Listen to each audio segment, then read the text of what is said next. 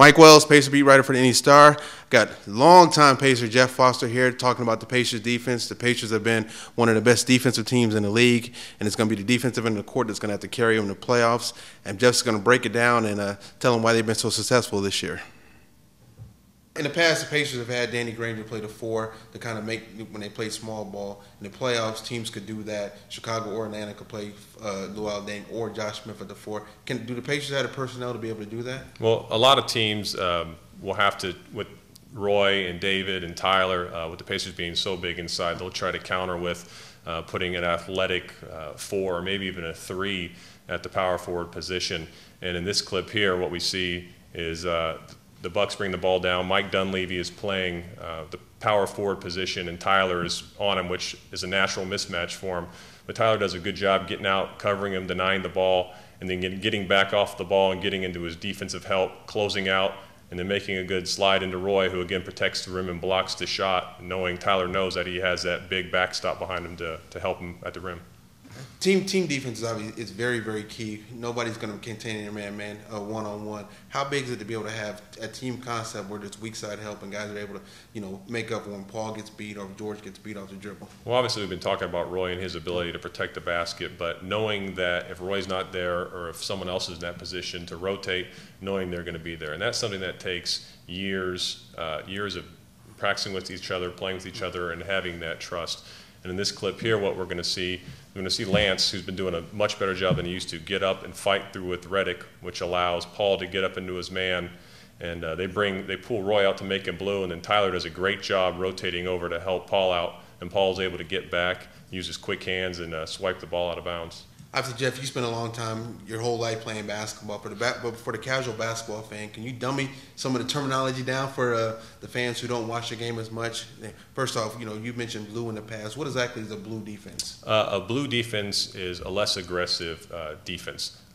The defender on the perimeter, the point guard, the small forward, or the shooting guard is going to get up into their man, and then they're going to force them knowing that the help is not going to be an aggressive help. It's going to be a help that's going to be back, and it's going to allow the defender to get under their man and contest the shot a little bit closer to the basket than normally would be. What the Pacers do with Roy Hibbert is because he's not the best defender on the perimeter, is they blew a lot with Roy to keep him in the paint and allow him to protect the rim.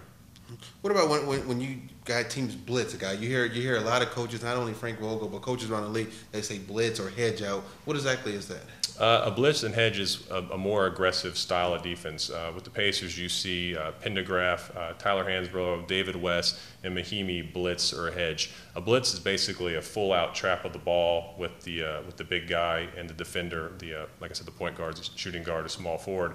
And a hedge is more of just to get the defender to arc away from the paint, so it makes it easier for the defender to get back and cover that shot at the three-point line or to cut him off to keep him from getting into the paint. In the playoffs, what you'll find is most of the quality teams blitz and hedge everything, high pick and rolls and side pick and rolls. Obviously, that's easier said than done with LeBron James or Dwayne Wade, but it's the only way to keep those guys from having a full head of steam going into the paint. The Pacers have spent the entire season being one of the best defensive teams in the league.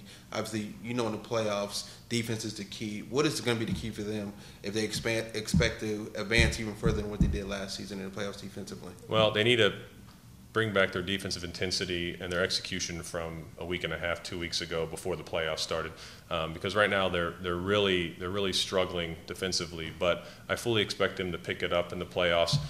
For George to get up and pressure his man, Paul to be a lot more aggressive now that he's had a little bit of rest and he knows he doesn't have back-to-back games, and David to be more healthy, and Roy to continue what he's been doing all year, which is protect the basket and give these guys the confidence to get up and pressure some of the best athletes in the world. Why were they so successful earlier, up until the previous 2 weeks? Why were they so good defensively? Was it because of the team concept, or is it because of the personnel, coaching staff? What exactly is it? I think it's a combination of all the things. I know with Frank and his coaching staff, they've done a great job of implementing a system to where guys can be successful in it. And I know in practice they get in and they drill at it and they keep they keep it fresh. And that's one thing about NBA basketball and defense is that, and it's the same in college as well. If you practice defense every day, you're going to be good at it. If you get lackadaisical and you take time off, then you're going to struggle at it. And the little things which allow another team to get a backdoor cut or an easy drive to the basket are going to happen more often. But Frank and his coaching staff have done a good job of keeping them ready to go, and I fully expect them to be gung-ho and ready to go come the playoffs this weekend and moving forward. You spent a lot of time playing with Roy, time backing him up. Early in his career, a lot of foul trouble. So you'd sit down and then 30 seconds later you're back up because he was in foul trouble. Why has he been successful as far as going with his verticality and not fouling when guys like LeBron or Carmelo get to the basket? Is it a matter that the refs respect him more, or is he just doing the proper thing defensively when it comes to that? I think it's a little bit of both. I've never personally seen someone do the vertical thing the way Roy has done it. It seems that a lot of other players have tried to take that into effect since he's been doing it. And I don't know if players know that he's going to try to block the shot or if he's going to try to go vertical. And I think they've realized that it's in their best interest to stay out of the paint. And if they get in there to kick it out to a teammate, and hopefully the rotation's done correctly to where the other guy rotating on the other side is there to get out and contest the shot on time. But Roy has done a great job protecting that paint, but it's a matter of him being able to stop the opposing player in the playoffs in the screen and roll, because that is his biggest weakness, and that's what teams are going to do to try to beat the Pacers, is get him away from the basket and not allow him to protect that basket.